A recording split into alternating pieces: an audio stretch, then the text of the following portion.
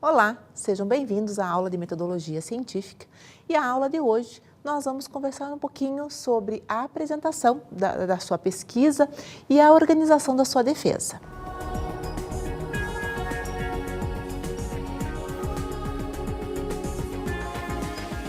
Vamos pensar um pouquinho sobre essa organização. Como é que eu organizo o meu material? Como é que eu organizo as informações que eu consegui, que eu elaborei durante a realização da pesquisa para apresentar? A gente vai ter que pensar em duas questões aqui. Primeiro, nós estamos apresentando a um público, então a comunidade vem para ter acesso aos novos conhecimentos, aos conhecimentos produzidos pela academia, e você estará sendo avaliado também. Então terá uma banca avaliadora, com 2, 3 membros avaliando o seu trabalho. O objetivo deles é, primeiro, verificar se a pergunta que você fez e a resposta que você encontrou são coerentes e se a metodologia, se os métodos científicos selecionados e que foram utilizados para embasar o seu estudo realmente sustentam, realmente dão a segurança para confirmar a resposta que você apresenta. Então, a primeira coisa que a gente precisa pensar é diferenciar o que é defesa e o que é uma apresentação de trabalho. Você deve estar acostumado, no decorrer da sua vida acadêmica, muitos momentos você apresentou um trabalho, fez um seminário ou já organizou alguma palestra. Todos esses eventos são muito diferentes em relação à defesa de uma monografia, à defesa de um artigo científico, à defesa de uma dissertação ou uma tese.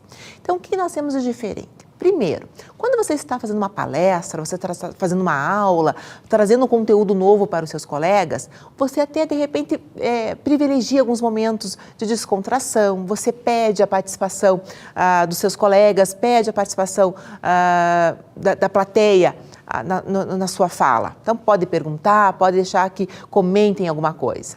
A defesa, ela é muito formal, ela não prevê essa participação, ela não prevê uma interação entre quem está aqui e quem está assistindo. Então, ela prima por algumas questões muito formais, inclusive o seu vocabulário, inclusive a forma como você vai portar na frente dos avaliadores e à frente de quem estiver lhe assistindo. Então, você vai organizar a sua defesa. Então, você já sabe que ela não é igual a uma apresentação de trabalho que você fez no decorrer da vida acadêmica. O primeiro passo, então, é selecionar os conteúdos. Se você vai apresentar o seu artigo científico, o conteúdo do artigo científico, ele já é um conteúdo mais restrito. É uma pesquisa completa, uma pesquisa na íntegra, mas a extensão dele foi menor. Então, provavelmente você consiga comentar sobre tudo aquilo ali que você apresentou no seu artigo, você consiga comentar na sua apresentação.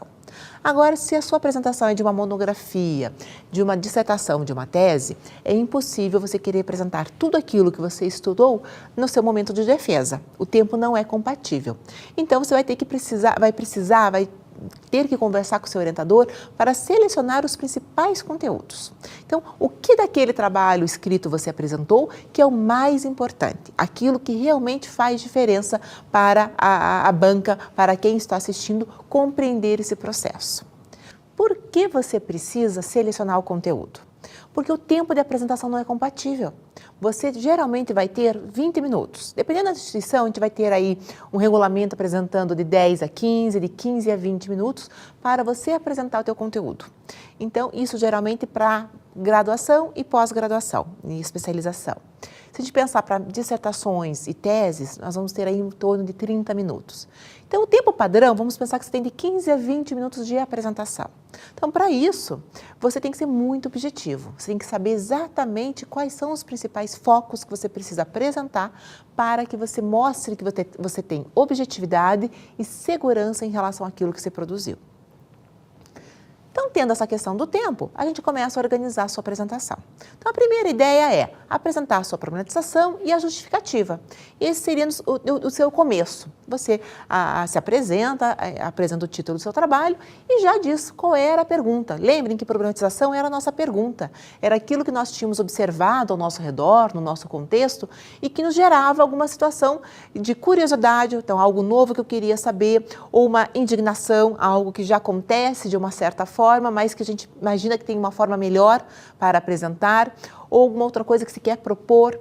Então, é a pergunta. Então, você inicia com a sua problematização. Quer dizer, o que dessa sua realidade te incomodou, te chamou a atenção e fez com que você se debruçasse para desenvolver essa pesquisa. E na sequência você já apresenta a sua justificativa, quer dizer, o porquê desse estudo, do que contribui a estudar esse assunto que você escolheu. Qual é a relevância, qual é a importância dele para a sociedade ou para o meio científico, no que ele vai acrescentar em relação à evolução da ciência. Então você apresenta essas duas ideias, a problematização e a justificativa, já no início. Você abre a sua apresentação fazendo essa introdução com esses conceitos. Na sequência, já vai ter conversado com o seu orientador, você vai apresentar os principais tópicos do referencial teórico. Então, você já conversou com ele que, de repente, o seu histórico não vai ser apresentado, alguns conceitos mais iniciais não precisam ser comentados, e você vai direto naqueles pontos, naqueles focos que realmente fazem com que quem está assistindo o seu trabalho, seja simplesmente uma audiência ou os avaliadores, realmente acompanhem o seu raciocínio para juntos chegarem à sua resposta. Então, o que nós vamos pensar aí? Pensar os principais tópicos, principais assuntos. De repente, você vai trazer uma citação, então, um conceito que você realmente precisa trazer o nome do autor para dizer, olha, é o autor tal que conceitua dessa forma, ou é a lei que traz essa prerrogativa. Então, você vai trazer aí nos próximos slides, nos próximos minutos da sua apresentação, quais são os principais aspectos teóricos que te ajudaram a chegar àquela resposta. Pense numa situação. Muita informação vai atrapalhar e não vai lhe ajudar. Se você começar a trazer muitos exemplos ou um contexto histórico muito longo, você vai perder o tempo de trazer aquilo que realmente te ajuda a compreender a sua resposta.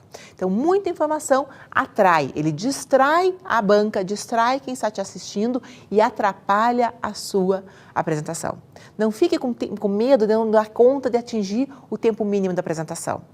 Se garanta, estude e trabalhe com realmente aquilo que lhe importa, aquilo que é o assunto, o foco principal do seu trabalho.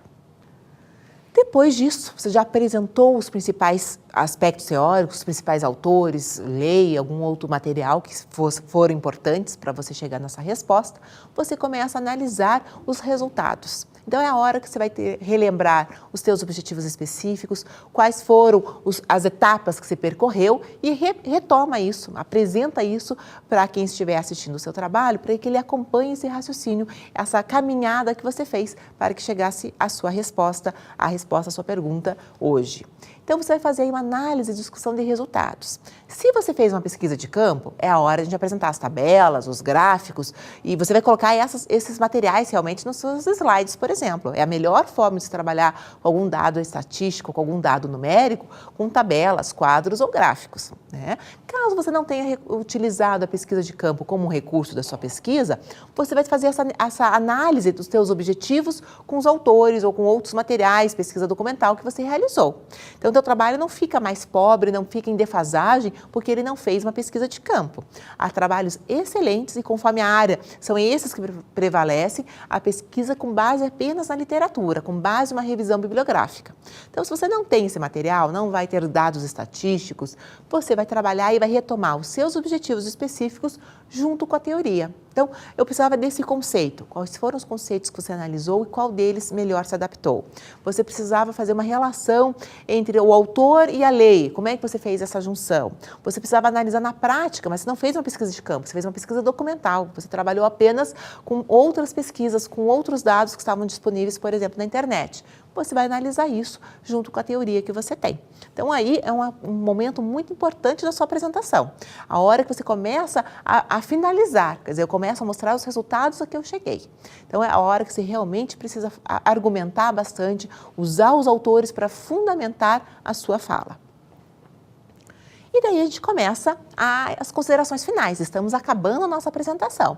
Então, a gente vai apresentar a nossa resposta, aonde nós conseguimos chegar depois de ter lido vários autores, ter analisado leis, pesquisas documentais, diversas tabelas, estatísticas, tudo aquele material que foi interessante, que você considerou útil para a construção da resposta, e você, então, traz para o público qual foi a resposta da sua pergunta.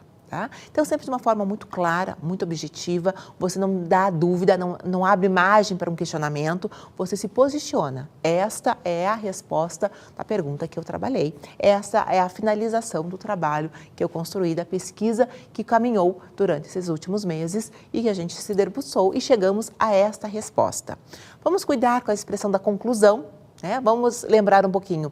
A conclusão é para quando a gente realmente finaliza, esgota aquele assunto, quer dizer, eu não tenho outras respostas, outras variáveis em relação àquele tema.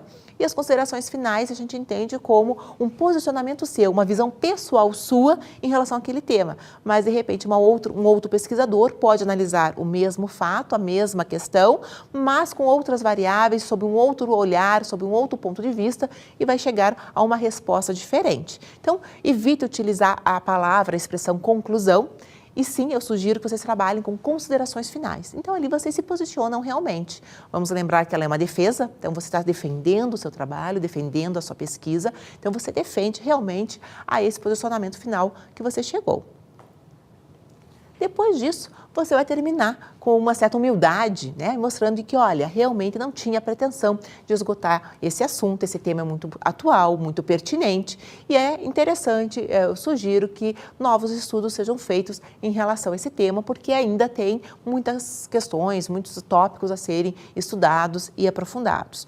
É por aí que você finaliza o seu estudo, sempre mostrando essa questão da humildade, você mostrando como um pesquisador que tem noção de que você não esgotou, que você não finalizou aquela temática.